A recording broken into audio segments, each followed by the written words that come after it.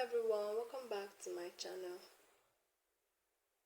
In today's video, I'll be talking about the vascular changes seen in acute inflammation. Remember guys that there are two types of inflammation, the acute inflammation and the chronic inflammation. And like I said before, acute inflammation is of shorter duration. It does not last for a longer period of time. Whereas chronic inflammation is of longer duration, it lasts for a very long period of time. So in today's video, like I said, I'll be talking about the vascular changes seen in acute inflammation. Remember that inflammation is a complex process of vascular and cellular changes that occurs in the body in response to injury.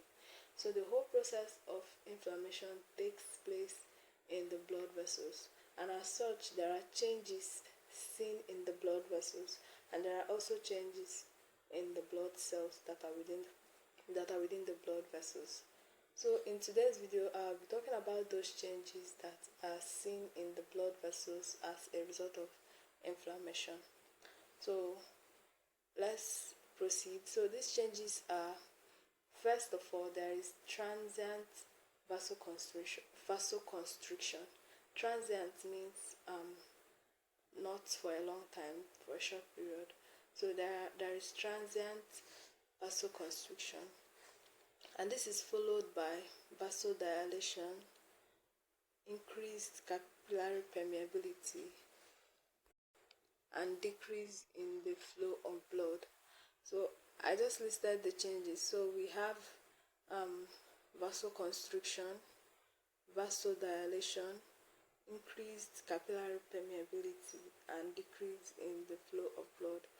Vasoconstriction means that the blood vessels becomes narrow, which reduces the flow of blood to a particular site in the body. Whereas vasodilation means that the blood vessels becomes wider, which increases the flow of blood to a particular part of the body. And vasodilation is caused by the action of chemical substances which are released locally, and these substances are known as chemical mediators of inflammation. Vasodilation leads to hyperemia. Hyperemia is when there is more blood than normal in a particular part of the body, and also vasodilation will result to increased blood flow, which I have said that will lead to hyperemia, and this is the cause of heat and redness during inflammation. Remember the 5 cardinal signs of inflammation. We have redness, you have heat, swelling, pain, and functional. The link to the video is in my description box. I made a video on that, so the link to the video is in my description box. Okay, so back to vasodilation. I said that vasodilation is when the blood vessels become wider, and this will lead to increase in the flow of blood to the particular part of the body and result to hyperemia. So soon this vasodilation is followed by slowing of the circulation, which is brought about by increased capillary permeability. By increased capillary permeability, I mean that the capillaries become more porous than usual, allowing fluids, proteins, and other substances to leak out into the surrounding tissues more easily, and this results in the decrease in blood flow.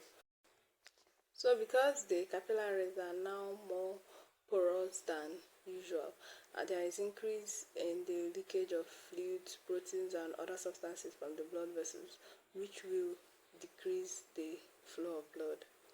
Okay, so and these substances that leak out of the capillaries enter into the extravascular tissues. Extravascular tissues are tissues that are outside the blood vessels.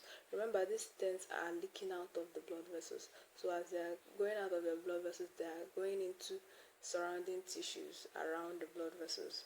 Okay, and then as these fluids that are leaking out of the blood vessels continue to enter into the tissues surrounding the blood vessels, like they will continue to enter, and then when there is a net increase in the extravascular fluid, it will result to edema, and that's what we call inflammatory edema.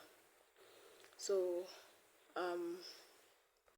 this topic is a simple one.